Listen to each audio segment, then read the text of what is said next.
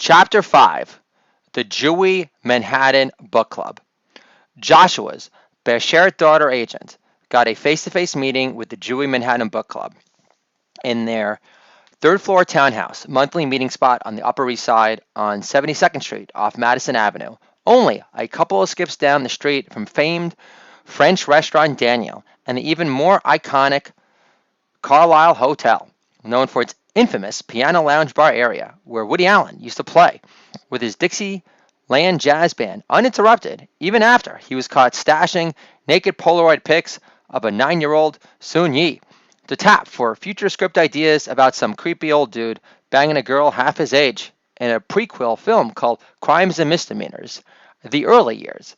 Joshua would bash his comedic role models of yesteryear during various open mics throughout Manhattan, like at Stand Up New York on the Upper West Side, insisting the only thing missing from those 9-year-old Soon Yi pics, Polaroid stuffed in Woody Allen's top sock drawer, was a shot of her crying on the cover of Time magazine.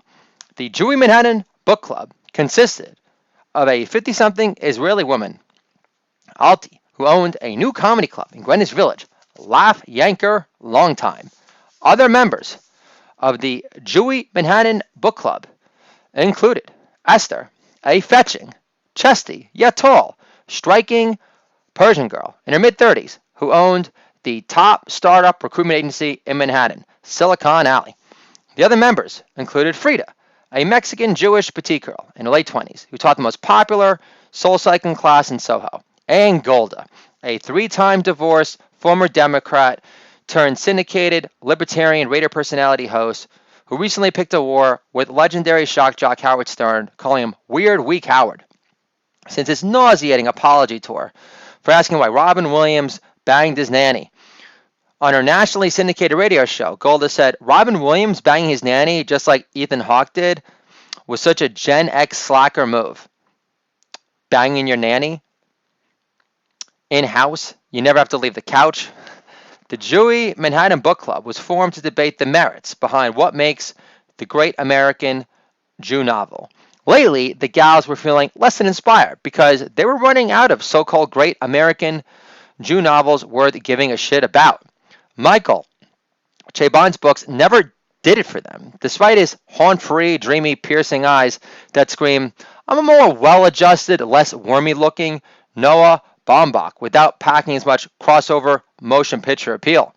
Wonder Boys excluded. Philip Roth had his time under the sun, but cranky, pill-popping atheists of yesteryear writing books about Nazis taking over America felt more forced, played out than meh funny women comedy retrospectives on sloppy second Showtime. They tried to get into Nora Ephron novels and her books of essays also, but they didn't care about her self-conscious, laugh-free asides about her hickey-free, gay-turning neck either. Norman Mailer, detailing the wrath of war at 24 years old in his book The Naked and the Dead, failed to moisten them up a long time.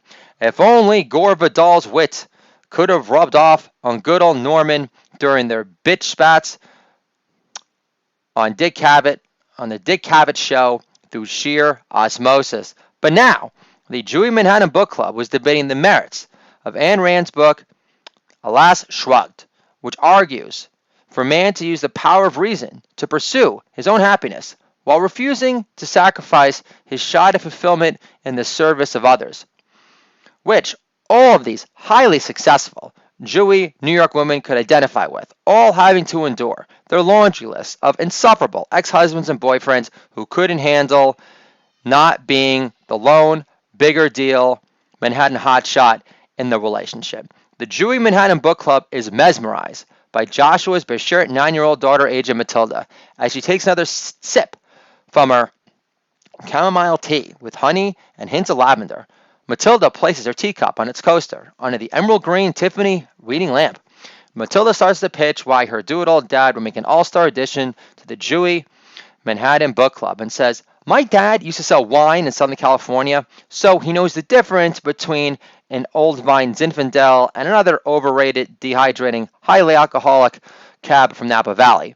And every Jewy Manhattan Book Club needs a member who knows more about wine than Trader Joe's sells the cheap stuff.